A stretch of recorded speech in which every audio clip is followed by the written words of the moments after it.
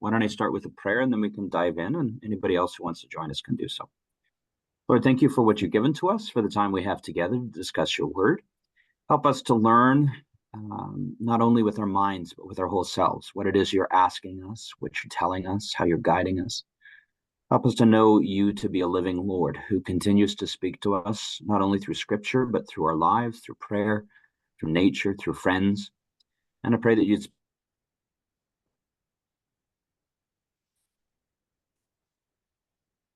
Okay, so we've got some rip-roaring tales in our scriptures today. So we've got David and Goliath, and we've also got Jesus, who is stilling the storm. So let's take a look and see. Would somebody like to read 1 Samuel 17 for us? Sure, I'll read it. Okay, Margaret, thank you. You got the verses in front of you, you know what they are? 1 Samuel 17, 32 through 49. 49, yeah. So David said to Saul, "Let no one's heart fail because of him. Your servant will go and fight with this Philistine." Saul said to David, "You are not able to go against this Philistine to fight with him, for you're just a boy, and he's been a warrior from his youth." But David said to Saul, "Your servant used to keep sheep for his father, and whenever a lion or bear came and took a lamb from the flock, I went after it and struck it down, rescuing the lamb from its mouth. And if it turned against me, I would catch it by the jaw, strike it down, and kill it. Your servant has killed both lions and bears, and this uncircumcised Philistine shall be like one of them, since he has defied the armies of the living God." David said, "The Lord who saved me from the paw of the lion and from the paw of the bear will save me from the hand of this Philistine." So Saul said to David, "Go, and may the Lord be with you." Saul clothed David with his armor. He put a bronze helmet on his head and clothed him with a coat of mail. David strapped Saul's sword over his armor, and he tried in vain to walk, for he was not used to them. Then David said to Saul, "I cannot walk with these, for I'm not used to them." So David removed them. Then he took his staff in his hand, and he chose 5 smooth stones from the wadi and put them in his shepherd's bag in the pouch. His sling was in his hand, and he drew near to the Philistine. The Philistine came on and drew near to David with his shield bearer in front of him. When the Philistine looked and saw David, he disdained him, for he was only a youth, ruddy and handsome in appearance. The Philistine said to David, "Am I a dog that you come to me with sticks?" And the Philistine cursed David by his gods. The Philistine said to David, "Come to me, and I will give your flesh to the birds of the air and to the wild animals of the field." But David said to the Philistine, "You come to me with sword and spear and javelin, but I come to you in the name of the Lord of hosts, the God of the armies of Israel, whom you have defied. This very day the Lord will deliver you into my hand, and will strike you down and cut off your head. And I will give the dead bodies of the Philistine army this very day to the birds of the air and to the wild animals of the earth, so that all the earth may know that there is a God in Israel, and that all this assembly may know that the Lord does not save by sword and spear, for the battle is the Lord's, and he will give it into our hand." When the Philistine drew nearer to meet David, David ran quickly towards the battle line to meet the Philistine. David put his hand in his bag, took out a stone, slung it, and struck the Philistine on his forehead. The stone sank into his forehead, and he fell face down on the ground. The word of the Lord. Thanks be to God. Okay, so a pretty famous story and has come into English parlance. Every time there's a imbalance in a battle, we call it a David and Goliath story. So anything jump out at you about this? What do you think is interesting about it? One thing I noticed with Margaret's translation, at the start, David says he took the animal, whatever, by the jaw. Mine, it says I grabbed him by the beard. That really, to me, makes him, a lovely thought, just grabbing the beard and tugging it. Poor animal. Ah!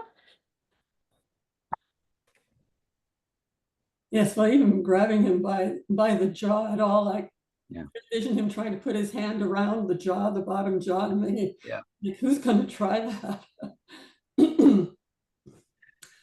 But the complete and utter confidence that David had, whereas nobody else had that confidence.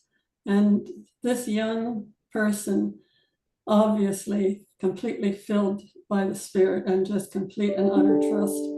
And where does that ever happen? It's so, rare, almost non-existent to have complete and utter trust without any hint of doubt.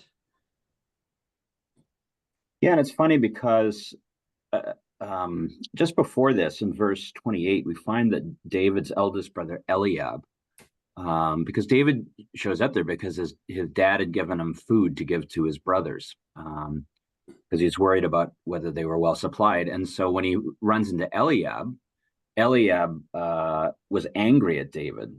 Why have you come down? With whom have you left a few sheep? I know your presumption, the evil of your heart. You come just to see the battle. So he's obviously got an axe to grind against David. And he also thinks that David is a loudmouth, because David's saying, well, why is nobody confronting this guy?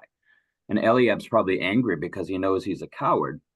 But more than that, Eliab was the one that Samuel first thought, oh, this is clearly the guy God wants to anoint, right? Because Eliab is big, strong, strapping, tall, obviously king material. And Samuel passes over him to get into the youth David.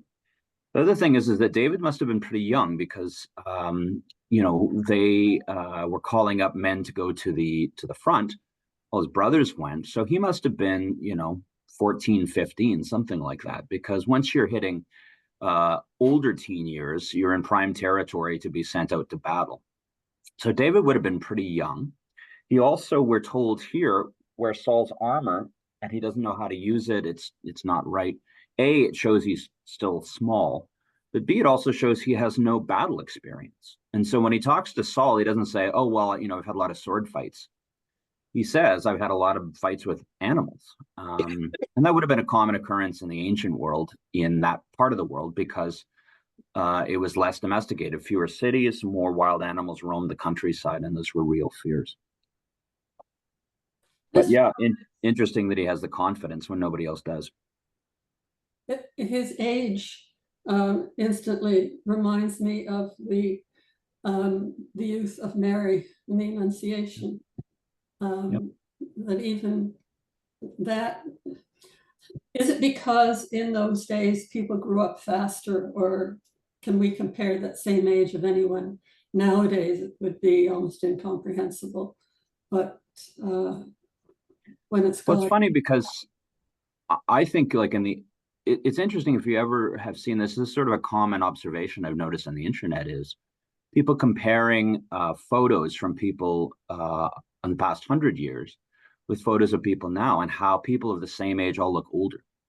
And sometimes it's because life has beaten them up. There's a famous photograph, I could pull it up maybe, but of a woman in the Depression that's taken, and she's got a tent, and she's looking very mournful and got kids in the back. She looks like she's 60, and she was only 32 or something when they took it. And you see that sometimes when you're downtown and you see a person who's living on the street, and you think, man, life has not been kind to them. The other reality is that even people who are leading better lives, what you'll notice is that even like high school graduation photos and that, guys with beards, people who are obviously 17, 18, who really look like a 30-year-old would now. And part of that is because life was tougher. If you were out in the farm, you're out getting weather beaten, all these different things. Part of it also is that the cult of youthfulness, right? We all want to look younger, whereas in the past, people wanted to look older. I want to be treated as an adult. But they had more responsibilities younger in those days as well. Exactly. So the assumption was, A, you're not going to live as long, most likely. B, so much is dependent on physical labor that I could work, for a long time in a white collar job, even if I'm not as strong as I was when I was 19. But if you're running a farm, it's a lot harder to do that, to do hard physical labor in your 60s. Yeah. So a lot of what was done was, you had kids early, you went about a career early and all of that, because the clock was ticking faster than it is for us today. Mm. Nowadays, of course, a lot of times you don't start your career until your mid-20s because you got years of post-secondary education and all the things, and then you've got to save up money for a house. And for them, they would have lived probably in a larger house, larger community, that kind of thing. Yeah. One of the things I find interesting too is that I didn't note it last time when we were talking about Samuel choosing to anoint. If you remember, Samuel, again, was dismissed because of his youth. God had given him a vision. He kept going to Eli, the older man, and saying, why do you want me? And Samuel heard the voice of the Lord, but Eli didn't, even though Samuel was just a boy in the tabernacle. And then Samuel goes and makes the same kind of mistake as Eli, and that he assumes this kid's just, talking crazy instead of recognizing the voice of the Lord right away. And then we get David, the same thing. So Saul and also Eliab, his brother, these don't understand right away that God is working through David. And so the last thing I think is really interesting here about this is that Saul actually goes ahead with it.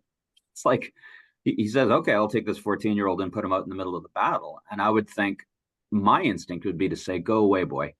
I'm not going to risk everything and having a 14-year-old. So there was some element of faith in Saul here.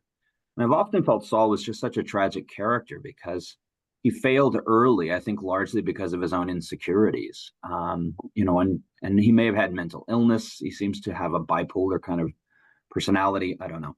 But whatever the case is, I think Saul deserves at least a little bit of credit here saying, I'm going to give this guy a chance. Because the only thing that must have convinced him was the Holy Spirit saying to Saul, give this guy a chance. Because otherwise, why would he? Mm-hmm. When you think of young people who join the army, they join early, but they're full of fervor and they don't believe they can be killed, sort of. Yeah. That youthful, they haven't developed their brain yet. And I just wonder if any of that has been part of David's initial attitude. Yeah. Just a thought.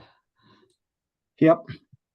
I think that's one of the things, right, is that's why youth can make really dumb mistakes, right? Why you get kids killed in accidents because they jump off, a cliff or something like that into the water and haven't checked whether there's, rocks underneath and, or stand speeding. Mm-hmm. Yeah. Yeah. But at the same time, it's also sometimes, we can get comfortable as we're older. We don't want to take risks, right? Because we're too comfortable. Mm-hmm. So that youthfulness kept under control can be a really valuable thing, right? And why it's important not to squelch young people, even though they can be kind of impulsive and can sometimes ask inconvenient questions or have too much energy. The danger you have is to say, well, maybe God's actually leading them to use their youthful energy in some godly purpose.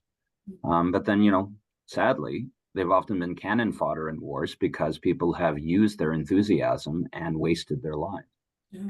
I don't know if you saw on Remembrance Day, we aired They Shall Not Grow Old, which is a documentary about the First World War using actual footage. Mm-hmm. And then they had a whole bunch of interviews with World War I veterans that were recorded in the 60s. But that's exactly it.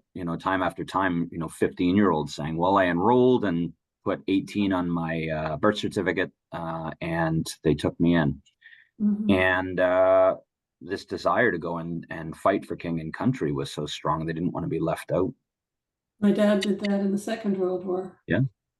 And people often knew, like some of the stories they're saying, the corporal or sergeant who was enrolling them. There's one story where he said he was honest. Like the sergeant said, how old are you? And he said, 15. He said, go back outside and think about it a little bit. Then he came back and said, how old are you? I'm 18. Go ahead. Yeah. So that was a thing that people did as well. They sort of thought it was a rite of passage. So he was probably on that, 14, 15-year-old kind of stage. There was one other thing I wanted to note that I thought about here was that,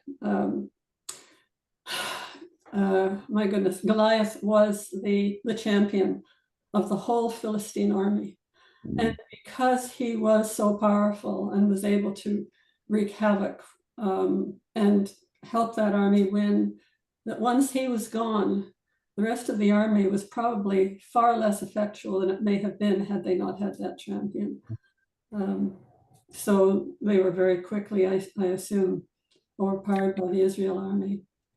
Well, I think that like the demoralization, right, which is we tend to think now because we've seen footage of the First and Second World War about mass mobile armies with like millions of people, whereas military battles were much smaller for the most part. We know some of the really big ones from history, the Carthaginian wars and things, but these are more rare. And so here you probably would have had more of a border skirmish, right? So maybe you might have had a few hundred people on each side, or 1,000 on each side, because they're living subsistence agriculture. All of these things make it really difficult to raise too big an army, because one of the things Eliab says to David is, well, who's looking after the sheep?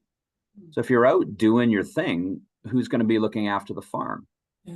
Now we have mechanized agriculture, which means that a lot fewer people are needed to work a farm than used to be. So you couldn't muster as many people. You need to have a big excess population. So what you've also got is the personal nature, right? As it was sometimes like in the First World War, you could hear the other side shouting at you from the other trench, but you had a big no man's land in between. Here, they're within shouting distance of one another, and so they're trash talking one another. If you can imagine, before a boxing match, they have a weigh-in, and a lot of times they'll sort of, shout at each other and say, you're weak and you'll lose, and that seems to be what they're doing, and yelling at each other across the battle line. And so having this Philistine march around in full confidence that nobody can touch him, because you think about a guy like that, and if back in the day, your average height was smaller for most people because of a lack of nutrition and hard labor and things. So that even like I've read, the Roman Empire, like the average height of a man was more like 5'6". Yeah. And so when they encountered like German warriors who were, genetically and other reasons, like 6 feet tall, they were like giants, right? And if you look at a guy abnormally tall, like let's say he's like, a big basketball player and he's 7 feet tall, you imagine a person 2 feet taller than you roaring at you full of armor and a gigantic sword, that had to have been pretty scary. So you can understand that, and also understand that if all the Philippines are saying, look, we've got this secret weapon, or not a secret weapon, but, a big public weapon, it would be like, I don't know if you'd ever read about in the Second World War, sink the Bismarck. Bismarck was Germany's, premier battleship. And on its maiden voyage, the British decided we got to get rid of this thing because it's a propaganda tool, because it had advanced radar technology, all these things. And so they basically, did everything they could, threw everything they could. And that battleship could have taken on any of their battleships.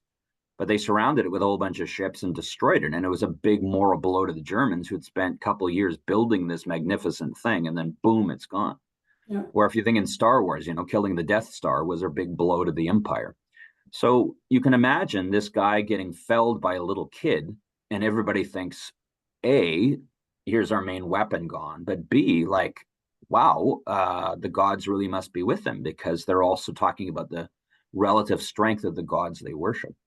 So anyway, all that is to say is that it could be a truly demoralizing thing, because you have a limited number of men in the front. They've all been listening to themselves, bragging or being humiliated, and have this guy, decisively killed. Must have been really a big effect on folks. So another thing too, just before, Saul had mentioned too, he basically said anybody who kills this Philistine, what did he say here? The king will enrich the man who kills him, will give him his daughter, and make his family free in Israel. So Saul promises to marry off this guy to his daughter, which basically makes him his son-in-law, to give him riches and then exempt his family from taxes. So there's a big reward, which is part of how David gets launched into fame and becomes a member of the royal household.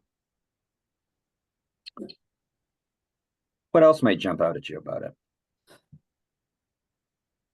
Well, I was just been reading the battles of the Bible, and I'm reading about the actually or actually, it's what I'm reading about now is the Maccabees, and at one point Judas defeated one little section of the Assyrian army, and then they went off to the camp, sort of headed off to the camp, hoping they'd be able to do something about all this huge. But by the time they got there, the defeated, what was left of the defeated lot had come back, and the others had all just run away.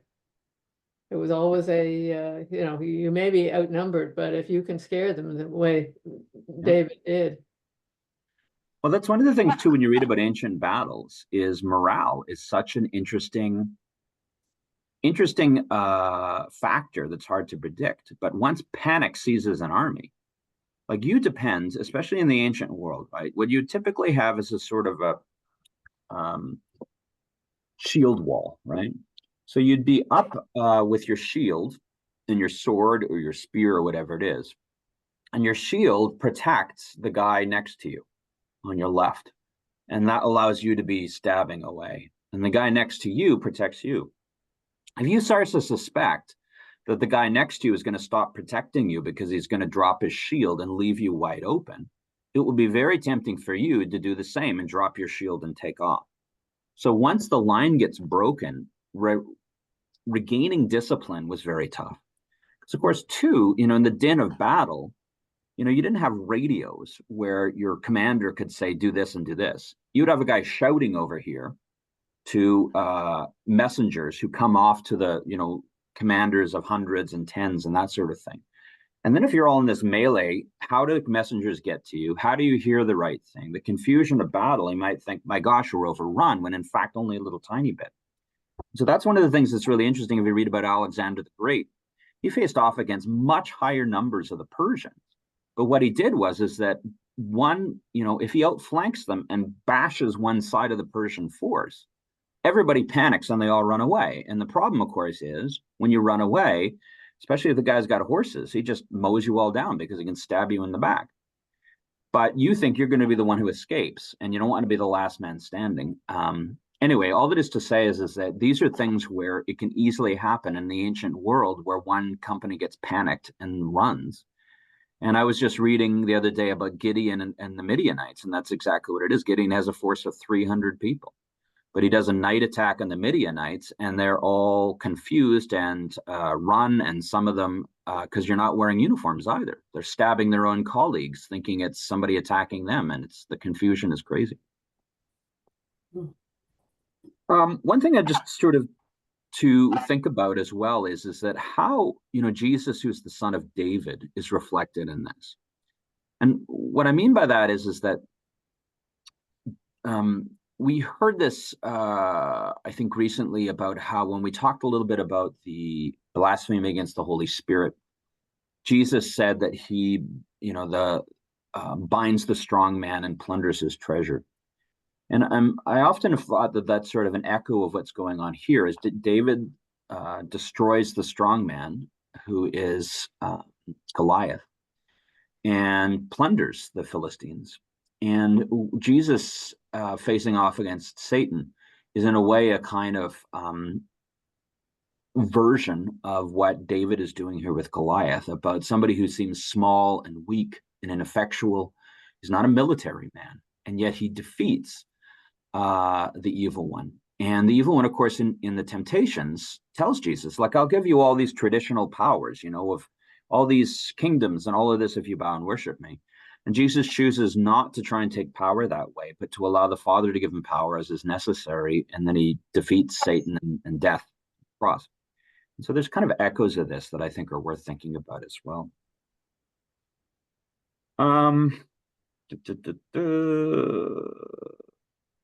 Yeah, I don't know.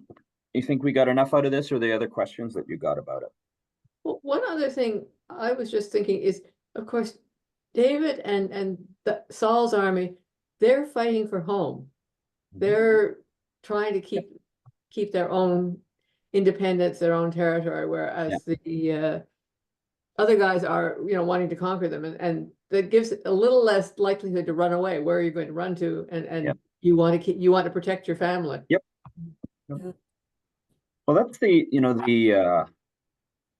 think it was Julius Caesar, when he invaded Britain, ordered that all of the boats they took to get to Britain got burned, because then he thought that was a motivation for his soldiers. Like, there's nowhere for you to run, so you better win this battle.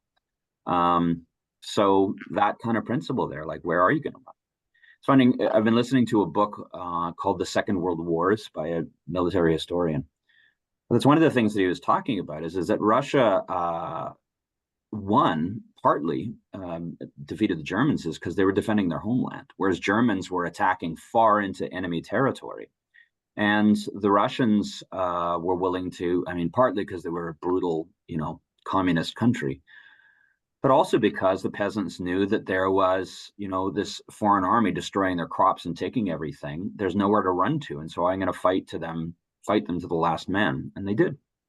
And Russia lost incredible numbers of casualties, both civilian and military, but they weren't willing to surrender because they knew the devastation to their homeland. So that was the same in the Second World War for the Brits when they were fighting. Because I remember my dad telling me that if they lost the battle at the beaches, then it was over. they were going to be invaded. Yeah. Yeah, absolutely. And their back was against the wall. And anyway, this is the brutality. I mean, thankfully, we've lived in peace for a long time here, but we forget how desperate things are in the middle of war. Let's move on then, if we could, to 2 Corinthians. I think we'll have time to look at that and also the gospel reading. So it's 2 Corinthians 6, verses 1 through 13. Elizabeth, would you like to read for us? Sure. Okay.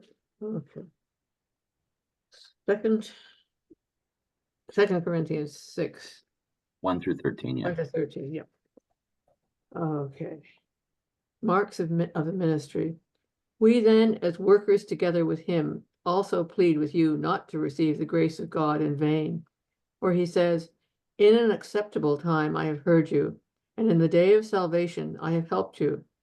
Behold, now is the accepted time. Behold, now is the day of salvation. We give no offense in anything that our ministry may not be blamed, but in all things we commend ourselves as ministers of God, in much patience, in tribulations, in needs, in distresses, in stripes, in imprisonments, in tumults, in labors, in sleeplessness, in fastings, by purity, by knowledge, by long suffering, by kindness, by the Holy Spirit, by sincere love, by the word of truth, by the power of God, by the army of righteousness on the right hand and on the left, by honor and dishonor, by evil report and good report, as deceivers, yet true, as unknown and yet well known, as dying, and behold, we live, as chastened and yet not killed, as sorrowful yet always rejoicing, as poor yet making many rich, as having nothing and yet possessing all things. O Corinthians, we have spoken openly to you. Our heart is wide open. You are not restricted by us, but you are restricted by your own affections. Now, in return for the same, if I speak as to children, you also be opened. The word of the Lord. Thanks be to God. So just before we get into it, just a little background. 2 Corinthians seems to be, well, it's a follow-up letter, 1 Corinthians. What seems to have happened in the meantime is Paul made an actual visit to Corinth, and it didn't go very well. Partly because his 1 Corinthians letter was pretty harsh, about the man sleeping with his stepmother, about, rich people getting drunk at the Eucharist, that sort of thing. So they were not very happy to see Paul. And so earlier he says, he made a painful visit and And then a lot of it is in 2 Corinthians is really Paul defending his ministry against people they're saying, which she calls super apostles, which is very flashy, charismatic people compared to Paul, who's kind of dowdy, makes tents for a living, those sorts of things. And so that's part of where he's coming from in this passage. So with that background, what jumps out at you about it? You have questions or comments? The first thing that jumped out at me was the language, was the almost poetic with the opposites listed right through it. There was a rhythm to it and a pattern, which I found just because of the way it was in the translation. I suppose it may have been developed that way? I don't know. I wonder, how was the original? Was it written that way? I mean, I think that it's got some rhetorical power, so I'm guessing it was original. But I don't know Greek well enough to know. So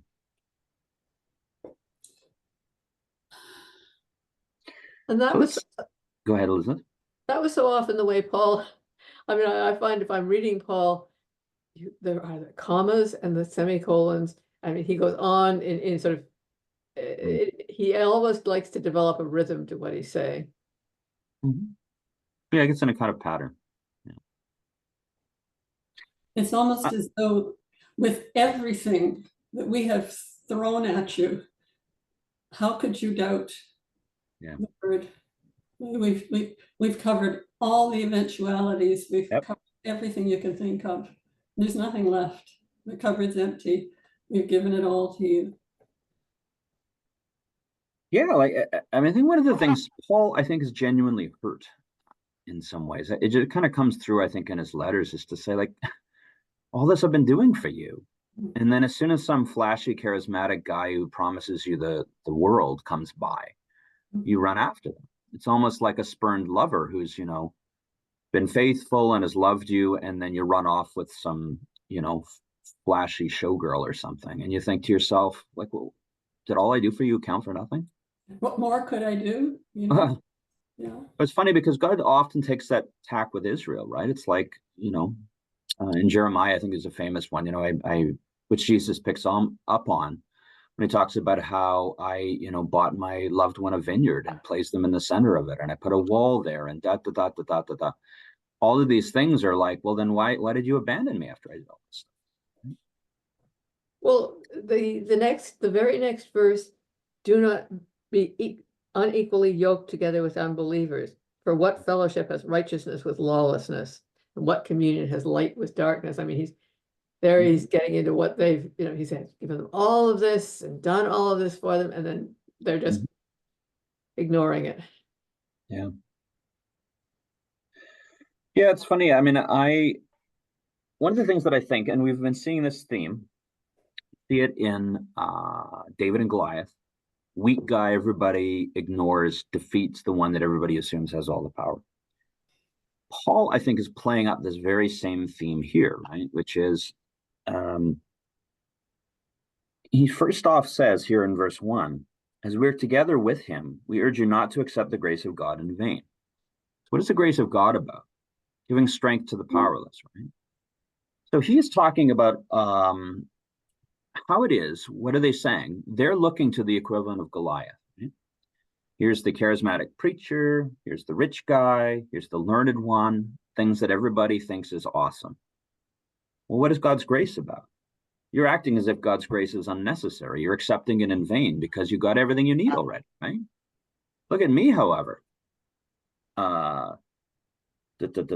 We've come through great endurance, inflictions, hardships, calamities, beatings, imprisonments. Like pretty bad time he's having here, right? But he says, as servants of God, we've commended ourselves in every way. Like all of this is absolutely placing us at the bottom rung of the world standards, right? All of this. Yet why do we commend ourselves?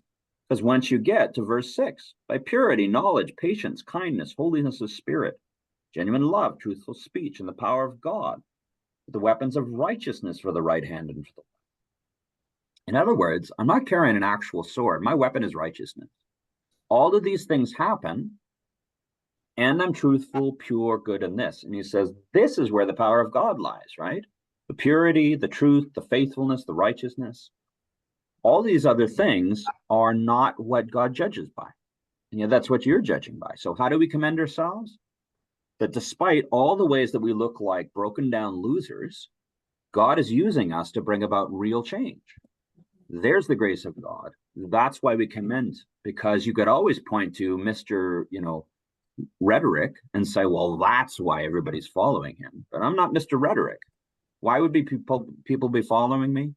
They're only following me because what I'm saying is backed up by the power of God.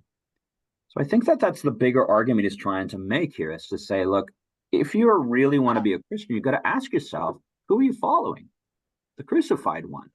Who are you following? The one everybody mocked and thought was some dumb Jewish peasant not worth following. And if that's the case, what makes you think his servants are going to be anything different? We're going to be ones that people mock, that people hate, that look weak, but have a hidden power that if you pay attention and care about God's righteousness, you will be able to see, and it will yield fruits. That's what Paul seems to be saying. And so, treated impostors, yet we're true. As unknown, yet we're well known. By whom? Well, by God. As dying, and see we're alive. As punished, and yet not killed. Like, read the list. Shipwrecked, thrown to animals, all this stuff. It's like, that's where you die, but I'm still here. All of these things are pointing to where Paul's true power lies, which is God. And I think that's what he's trying to underline here. And also, I think he's also having them acknowledge the fact that he is not embellishing any of these qualities. Everything is there for if they would just look and see what has been done or the experiences they've had. He's not augmenting any of those qualities. Yep. And he also underlines here in verse 11, we've spoken frankly to you, Corinthians, so we've been truthful, and that has been painful at times. But our heart is wide open to you. There's no restriction on in our affection. Like, I love you. Why would I stick with you? Why would I continue to make painful visits and do all this if I didn't care about you? The problem in this relationship is not that I don't care about you, it's that you don't care about me. And he says, only in yours. I speak to children. Open your hearts also. So it's like you are a toddler having a temper tantrum because mom said you can't have frosted flakes for breakfast. And we are telling you the truth, which is you need to have something healthy. And so Paul's kind of pointing to them and saying, grow up. And not only grow up, also put your faith in what really matters, not in flash, not on show, not in worldly power, but on where you see God at work. And on people who actually have shown and have put up with all of this crap for your sake. People have proven by their actions that they love you. And that's his appeal. And so I think that it's really important when we think about church ministry. And it's difficult because you do want to recognize talents, right? Like, I think it's important that you're a good preacher or a good musician or whatever it is, that you use certain things. And some people are not gifted in pastoral care, for example, so they probably shouldn't be in pastoral visiting. But I think the real point, though, is to make sure that that's what we're actually evaluating, as opposed to our preconceptions, right? Like, one of the things I notice in the music industry is it is surprising how many people who are popular musicians also happen to be extraordinarily attractive. And you think to yourself, what has that got to do with your singing talent, right? It's like, okay, maybe you have wall-to-wall everything. But those are two separate things. And yet, who are producers choosing to promote? Well, you're really, really beautiful. So we'll put you up there. Mm-hmm. And it always seems to be like it's one of the problems with child stars, right? You're a child actor and you're cute or whatever. How many of them go off the rails once they become adults? There's just lots of stories of that. And part of it is precisely because they're so managed that as they enter adulthood, their producer or agents or whatever trying to fit you into a little mold here. You've got to be the femme fatale. You've got to be the heartbreaker. You've got to be whatever it is. And sometimes they just rebel against all that management. So I think that there's a real danger here. So that highlights is to say, when you understand what a person's called to, are you asking, is God's power being displayed through them or not? And it doesn't mean anybody can do whatever they want, but I do think it's a call for us to ask, where's the real power coming from in what they're bringing to us? There's one thing that this makes me think about too, though, is the frustration that Jesus had in trying to help his disciples see what was really happening, who he really was, what the power was. And even towards the end, they still didn't get it. And now here, the disciple is trying to convince other people in the same way that he wasn't convinced quickly and easily. Just the frustration here. Well, it's a perpetual issue, right? Which is, these things in the Gospels are not just to tell us a story about Jesus and his disciples. They're also meant to teach us about patterns that exist in life, right? So obviously the historical event of Jesus' death, and he historically rose from the dead. But having said that, why does he keep saying, you take up your cross, you must die? Because the cross works itself out in everybody's life when you follow Christ. There's lots of things you'll have to deny. deny your own comfort, deny your own will, deny lots of different things on the road to following Jesus. And that's the cross he's given you. So we don't get to choose the cross we carry. What we have to do is to say, what cross do you want me to bear, Jesus? And it's not always the one we want. Same thing with talents, right? It's like, I'm a very talented X speaker, singer, artist, whatever. So God, obviously, you're going to use my speaking talent for your glory. You're going to use my musical talent for my glory. Well, it may be that, in fact, just because you're talented in this, actually where he's going to use for your glory is doing something completely different, right? And it may very well be that the thing that God's going to use you to make his kingdom grow may not be the thing you think it is. And remember, too, that God doesn't, if part of the reason God does it is because he doesn't need my power as a preacher to succeed, right? He doesn't need this. Yeah. So why would he put me in one position or another? Well, actually, because he loves me and says, if I put you in this position that uses your greatest talent, it'll go straight to your head and it'll lead to your perdition. So maybe what you have to do is spend a little time in the wilderness. Like Paul, we think Damascus Road, he's suddenly on fire for Jesus. Kind of true. But then he says, I think it's in Galatians where he says he spent 14 years in the Arabian desert. So he wasn't like, snap, Paul, you're a great speaker and well-learned, go off and do your thing. It's like, Paul, you're a great speaker, well-learned, now I want to spend 14 years in silence in the desert. That doesn't make any sense. Well, it doesn't have to make sense to you. I just want to prepare you. There's things that have to change in you before you're ready to do this. And that can happen. And sometimes too, we like God to say yes to us. Sometimes we even like him to say no, and that's close. What we don't like him to say is wait, the time's not right. When we think about our human ancestors, to sort of think about how Genesis worked, like Adam and Eve were meant to rule, meant to have the knowledge of good and evil, but not when they were toddlers. And the devil really told them to eat this fruit, not because it was always a bad thing to have. It was, I'm going to take it on my timeline, on my terms. And they were not ready for it. Whereas, what do we see in the book of Revelation? We see a vision of how the same tree, the tree of life, is bearing fruit continually in the new kingdom. So presumably anybody can go and take a bite because we're perfected in our nature. We're ready for this kind of thing. And we as human beings don't want that. So here Paul's talking to them as children. Elsewhere he says, I'm giving you milk and not solid meat, which is what you should be on by this point. And he's doing it because he says you're not ready for certain things. And here they're clearly not ready to understand where God's true power lies because they're running after every Pied Piper that leads them. Anything else about this? Do you want to take a couple minutes to look at the gospel reading before we go, or do you want to chew on this a little bit longer? I'd like to look at the gospel. Yes, yes. So this is Mark chapter 4, I think we're on. Yes.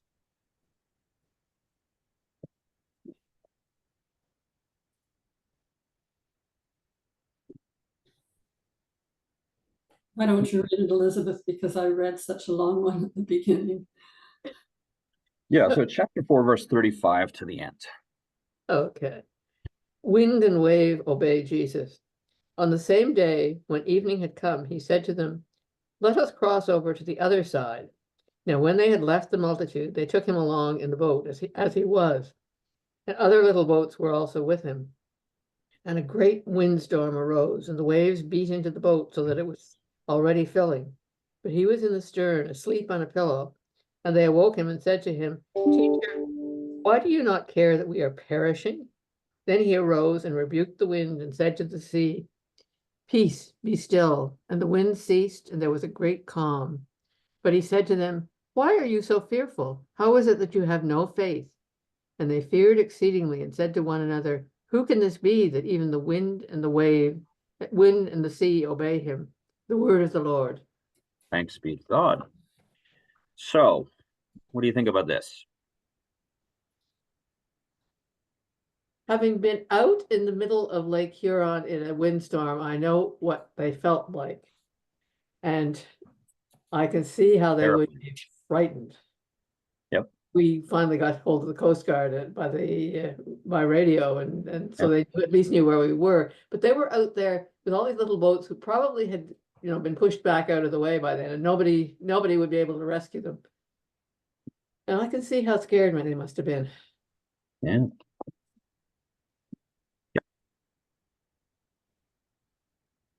I think we don't recognize it as much, but even if you go on YouTube now, you can see like big, powerful cargo ships caught in storms, and those could look terrifying. Right?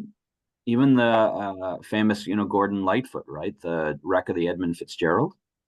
This is a big cargo ship, disappeared in Lake Superior, right? And even today, like weather events are terrifying under the right conditions, particularly out in the ocean, because we know when we're in land, we can be scared of a tornado and things, but you're in the middle of the ocean.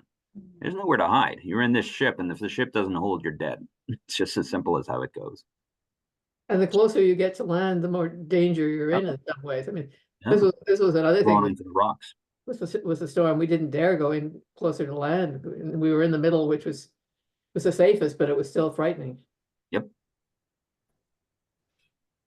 Is this the time when he had been doing a lot of teaching, parable after parable, and he was absolutely exhausted from Yep. all of that, so he had fallen asleep. So I would think that because they knew Jesus was exhausted, they would really not want to wake him up. Yeah. So they must really have had the fear of death in them, that they would all end up drowning before they would wake him up. And so the amazement they would have in his power, because he'd been talking and talking and talking, and example after example, but then this was huge. This was personal. This was life-saving. Yeah. And yet he said, why are you afraid? You still have no faith.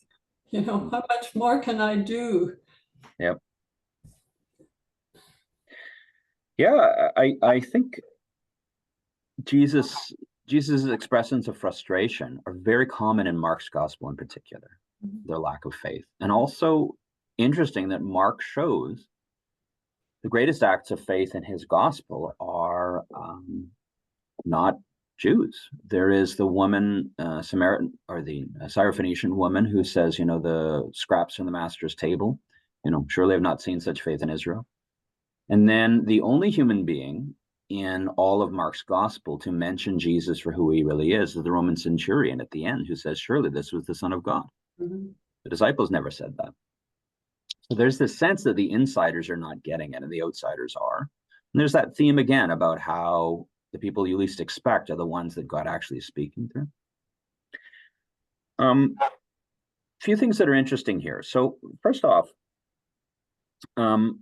Jesus makes allusions elsewhere about people asking him for a sign, and he says, you're going to get the sign of Jonah. Right? And I that's in my mind here in this lesson, where it reminds me of how a storm comes up in Jonah, right? So Jonah is the one who is running from God. A storm happens, and they eventually realize through casting lots that Jonah is the reason this storm has happened. And how does the storm stop and prevent from killing all of them? They throw Jonah overboard, and he's swallowed up, and for 3 days is in a whale, and then spit out the shore. And then we hear that whether metaphorically or really, Jonah is praying, you've delivered me from Sheol, which is the place of death. My own suspicion is that it's meant to say that Jonah actually died and God brought him back, because I can't imagine staying alive in a fish belly. Or maybe it's just an allegory. Maybe it's not meant to be an event. Either way, the parallels here are interesting because Jesus is on a boat. He's asleep, like Jonah was asleep. They woke him up because of it.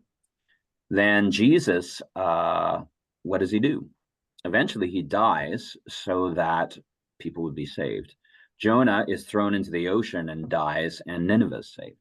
So I haven't really thought it out in its completion, but I think that there's echoes of it here because of the storm, because they're in the boat, because the sacrifice of the one person that the storm has stilled, that going down to Sheol that Jonah talks about.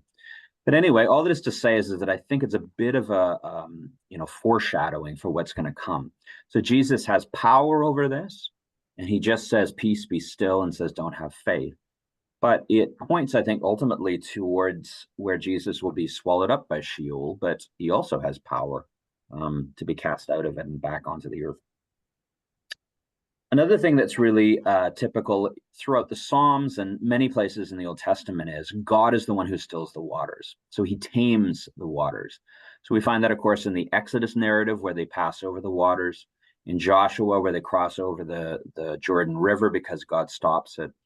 And we also find, both in Jonah where God stops it quickly, and many different allusions to God being the one who stills the waters when they're choppy. So there's kind of divine overtones to what Jesus's power is. And also there's lots of encounters in Mark. So John's gospel, for example, doesn't have any examples of casting out demons.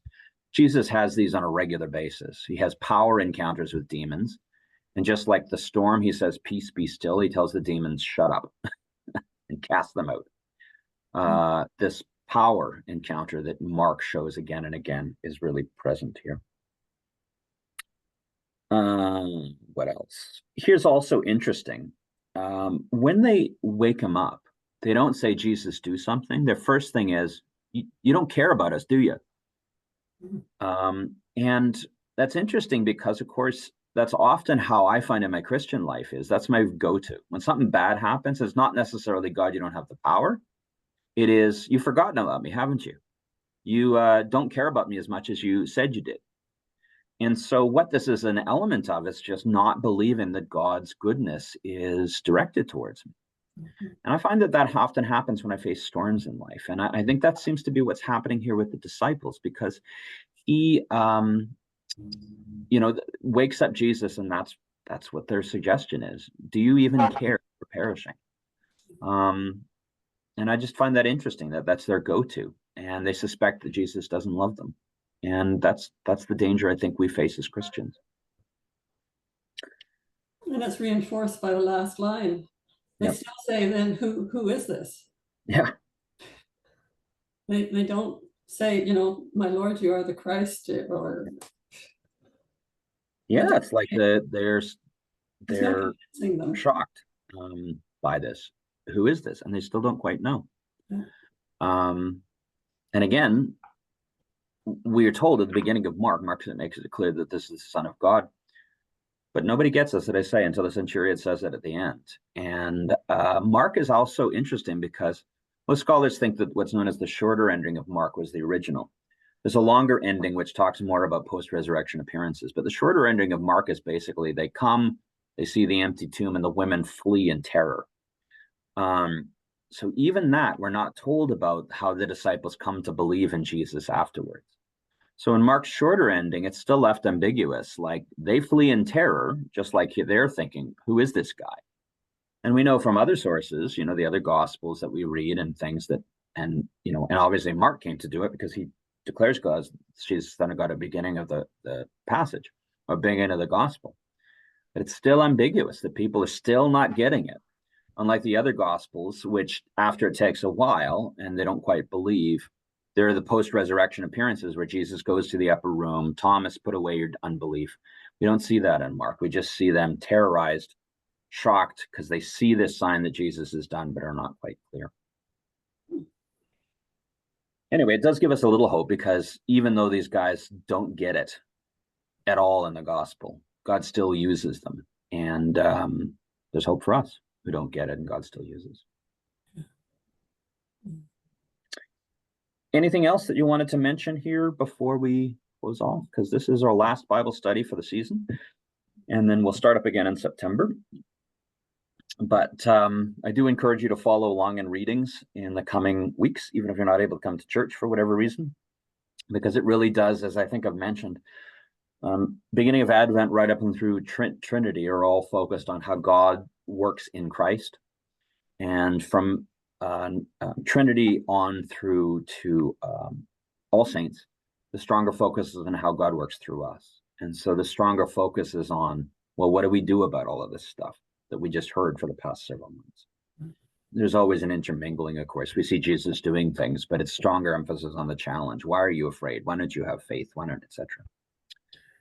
All right, let's close with prayer, and then God be with you. Thank you, Lord, for being with us and for being with us through this season of learning. We know that your scriptures are deeply powerful. We don't always know what it is they have to say to us, and sometimes the time isn't right for us to understand. Whatever it is that we should understand, Lord, help us to understand it, to absorb it, and to make it part of our lives. Help us, Lord, to recognize that even in things that are hard to grasp and understand, that, Lord, we can entrust these things to you and trust and believe that you will show us when the time is right. Give us, Lord, hope as we see the disciples making mistakes in understanding and faith, and still you loving them and not rejecting them. Give us also hope that you use small, seemingly powerless people to display your power. And help us, O Lord, also to be encouraged by the fact that the many setbacks Paul had was not an indication of your disfavor. He triumphed. Help us to know that in our setbacks, Lord, you're not absent, but you are planning a triumph that may not be clear to us. Help us to trust and believe that because we're part of Christ, he will never forsake us. We never need to fear. Be with everybody who is not with us today. Encourage them, help them, and bless us over this summer as we scatter. Help us to see your goodness in nature and in leisure, and help us not to forget you when times are good. We ask this in Christ's name. Amen. Bye, everybody. Bye. Thank Thanks you. for being with us.